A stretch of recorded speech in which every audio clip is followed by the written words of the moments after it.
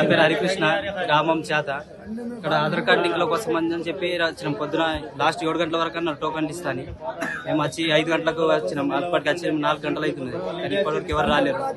నిన్న ఇవాళ 2 రోజులు అవుతుంది. ఆల్రెడీ 2 రోజుల నుంచి వచ్చి ఇక్కడ వెయిట్ చేసుకుంటూ వెళ్ళిపోవడం ఉన్నా కానీ ఇంకేం ఇక్కడ రెస్పాన్స్ అనేది ఏం లేకుండా ఇట్లా ఖాళీగా ఇట్లా పబ్లిక్ అంతా చిన్న చిన్న పిల్లలు చలి అన్న లేక ఏం చూడక వచ్చి ఇక్కడ వచ్చి నిల్చున్నాం.